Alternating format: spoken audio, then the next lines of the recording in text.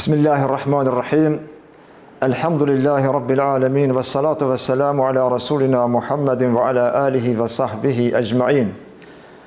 Falënderimi dhe lavdia I takon vetëm Allahut fuqiplot, I cili na krijoi në formën më të bukur, andaj vetëm Allahun fuqiplot e adhurojmë dhe prej Tij gjithmonë ndihmë dhe falje kërkojmë.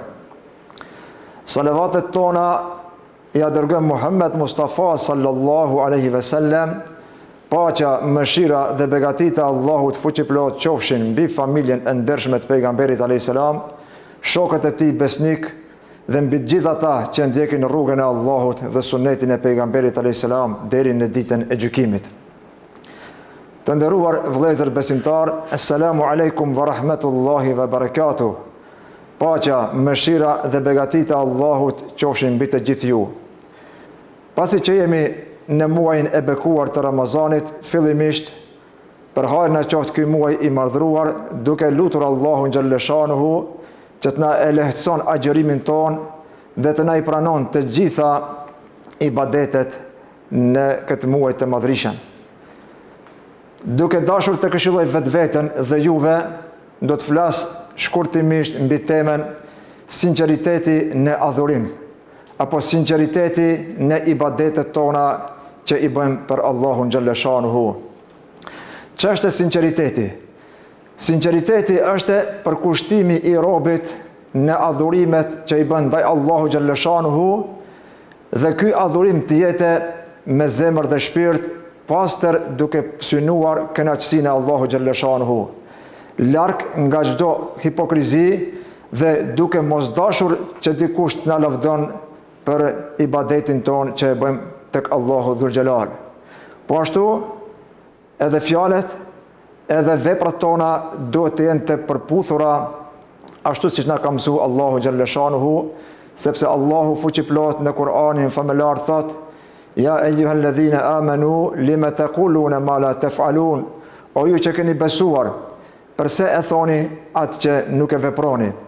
Prandaj zemra dhe trupi dhe gjymtyrët tona duhet të përputhen me njëra tjetrën, e ky është sinqeriteti I vërtet të cilin e kërkon Allahu fuqiplot prej nesh. Zemra është mbreti I gjymtyrëve dhe shqisave tona.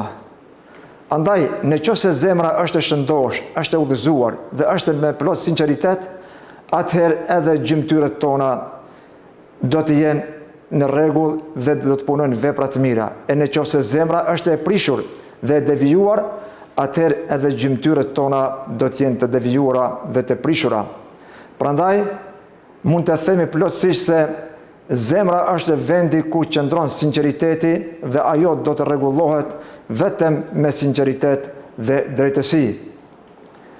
Kur jemi në këtë temë, të nderuar vëllezër dhe motra besimtar, duhet të theksojmë se baza dhe themeli kryesor është sinqeriteti.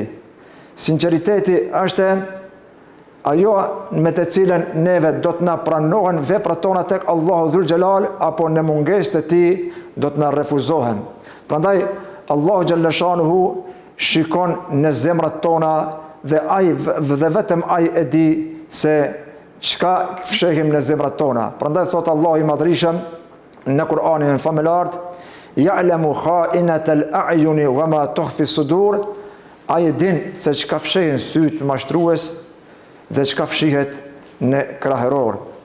Prandaj mund të themi me plot gojen se ka shumë njerëz të cilët adhurimin, ibadetin ndaj Allahu xhalleshanuhu e bën vetëm formalisht, vetëm me anën trupore, vetëm me anën e gjymtyrëve të tyre, ndërsa nuk e lidhin zemrën me Allahun xhalleshanuhu, ndërsa te këta mungon sinqeriteti në adhurim. Prandaj sa njerëz ka të cilët në vende publike apo para njerëzve shtiren si të mirë apo të devotshëm, e në fakt kur janë larg syve të njerëzve dhe kur janë të vetmuar, ata ngulfaten nga mëkatet, për arsye se kanë hipokrizi dhe mungesë të sinqeritetit. Allahu xhalleshanuhu për ata njerëz që bën adhurime formale dhe nuk e lidhin shpirtin e tyre me trupin e tyre, thot i madhi Allah në Kur'anin famëlart, innal munafiqina yukhadi'una Allaha wa huwa khadi'uhum wa idha qamu ila as-salati qamu kusala yura'una an-nasa wa la yadhkuruna Allaha illa qalila. Me të vërtet hipokritët dëshirojnë ta mashtrojnë Allahun, e në fakt Allahu bën që ata të mashtrojnë vetveten e tyre.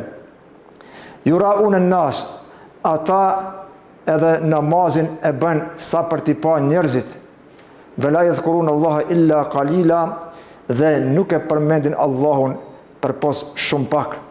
Prandaj të nderuar vëllezër besimtar, pasi jemi në muajin e bekuar të Ramazanit, të rregullojmë mas pari zemrat tona që adhurimet tona ndaj Allahu xhallashanuhu t'i bëjmë me plot sinqeritet.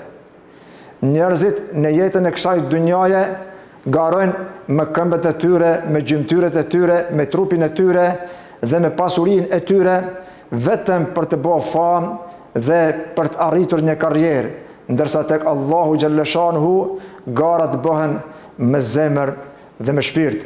Andaj lutim Allahun e madhëruar që të na i përmirëson zemrat tona, që në këtë muaj të bekuar të Ramazanit ibadetet tona të jenë të sinqerta, vetëm duke synuar kënaqësinë e Allahu xhallashanuhu. Allahu xhallashanuhu në Kur'anin famëlart ka përmendur shumë ajete lidhur me sinqeritetin, po ashtu edhe kemi shumë hadithe nga pejgamberi sallallahu alaihi wasallam, e ne do të përmendim disa prej tyre. Thot pejgamberi sallallahu alaihi wasallam në një hadith, innamal a'malu binniyat, veprat tek Allahu vlerësohen në bazë të qëllimit.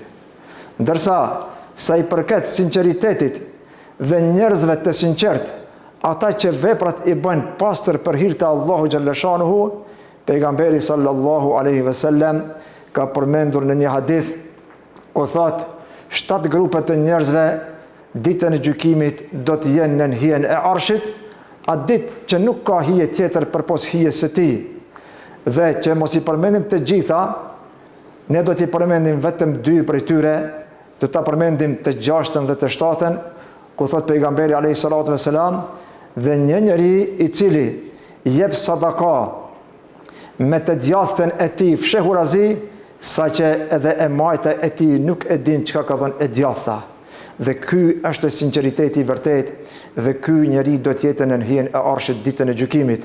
Pastaj ka përmendur pejgamberi alayhi salatu vesselam, dhe një njeri i cili është i vetmuar dhe kur e përmend Allahun lotojnë sytë e tij. Do të thotë është i vetmuar për shkak se kur njeriu është i vetmuar, adhurimi dhe qarja për hir të Allahut dhul xhelal janë të sinqerta, prandaj edhe ky grup do të jetë në hijen e Arshit. Nga historia islame kemi shumë ngjarje të ndryshme, por ne do të përmendim sa i përket sinqeritetit. Në Medinën e ndriçuar ishte një njeri me emrin Ali ibn Husein, i cili në natën, gjatë natës, në errësirë të natës, shpërndante ushqim 100 fukarave, 100 të varfërve.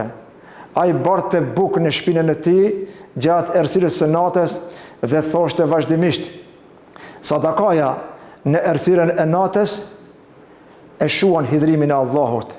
Askush nuk e dinte nga u vjen ky ushqim, derisa ai ndrroi jetë dhe u ndërprej furnizimin me ushqim, atëherë e kuptuan se kush ishte ai që i ushqente ata.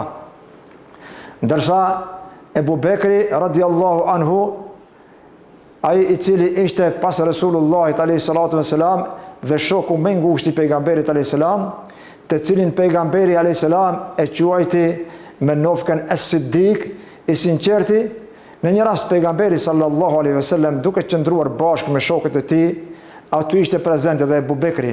Pejgamberi alayhi salam i pyeti ata: a ka dikush prej jush që sot agjeron?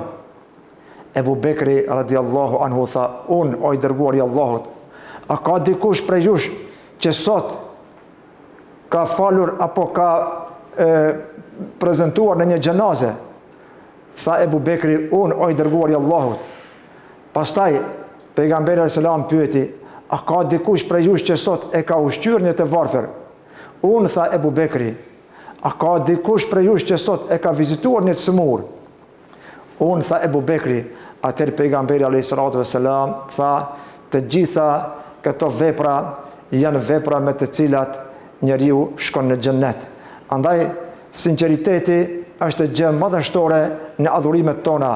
Të nderuar vëllezër dhe motra besimtar, duke falendëruar Allahun xhalleshanu që na ka mundsuar që edhe këtë Ramazan të përjetojmë, le të mundohemi maksimalisht të rregullojmë zemrat tona para se të rregullojmë gjymtyrët tona, pasi pejgamberi a.s.